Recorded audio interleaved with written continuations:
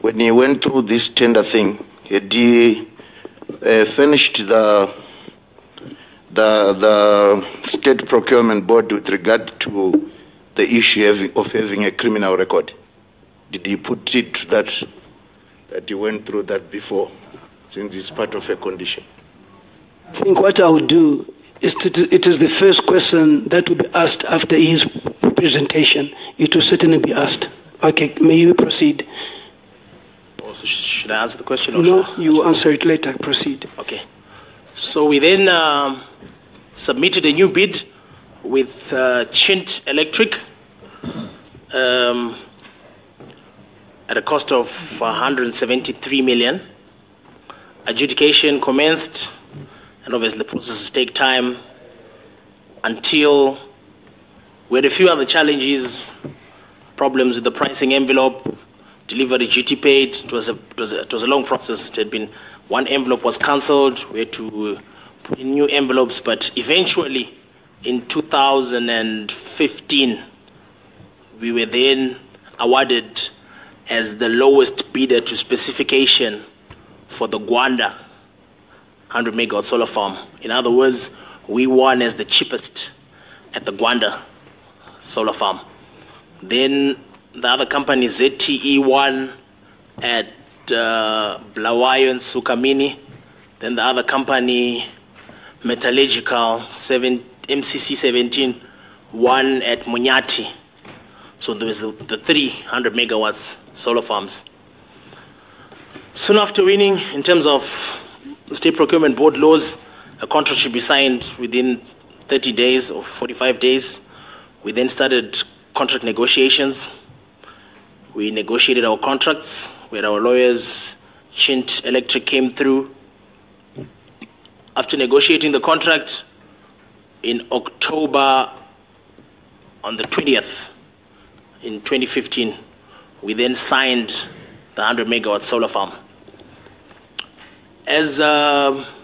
After signing the contract, as part of the contract, ideally you negotiate the contract how you want, and it's a question of one company can have a completely different contract with the other company because it's based on how you negotiate. So during our negotiations, I had negotiated for pre-commencement works, but they were not prerequisite or mandatory. We just agreed that we may have pre-commencement works as the project proceeds. After the contract was signed, we needed a feasibility, a bankable feasibility, which the banks obviously require before they can even look at the funding of any project. They want to know if the project is feasible. So I engaged a company from China, obviously because I had Chinese partners. I thought a feasibility from a Chinese company would be much better.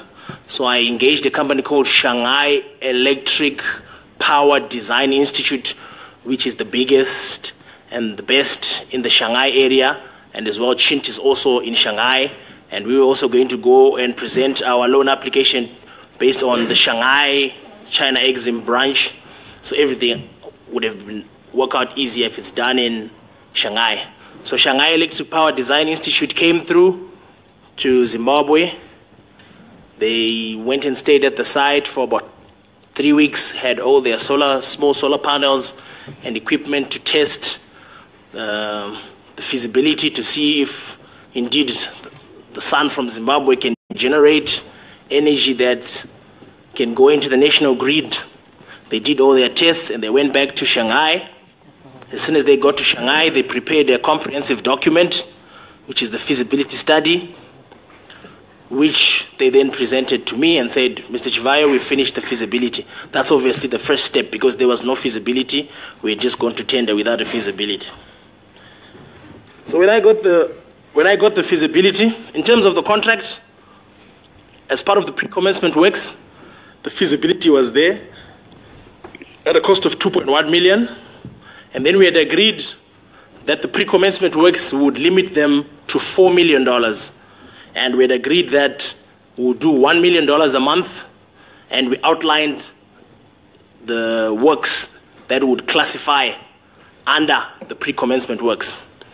The basis of doing this was we just wanted to have some sort of activity to say, take for instance, we have the feasibility. If any of the financiers for the local portion, if China Exim was going to put 85%, if any of the financiers for the local portion would visit the site, at least they could see that the land is cleared, they could see that the land is registered in ZPC. I think what I'll do right now, I think this is into three parts.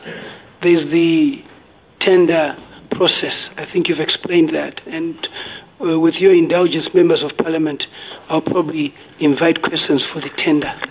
If there are any questions that you have on that, then we'll then go to the next segment, which would be the payment processes, and then thereafter the work, the kind of progress right now. I want to break it down in that. So I'll then invite members of parliament if there are any questions relating to the tender process that just explained. Honorable Nsami, you had raised that issue.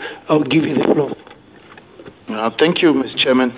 My question to Mr. Chivhayo, through you, Mr. Chairman, is to do with the processes that he had to go through as a result of requirements of the State Procurement Board.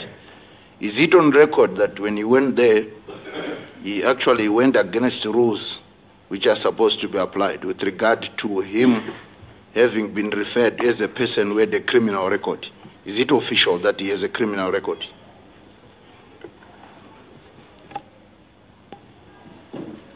Thank you, Mr. Chairman. Thank you, Honorable Member. Thank you for your question. First of all, when you participate in a tender, there is no clause that specifies or outlines issues of business people with previous convictions. A previous conviction does not mean you can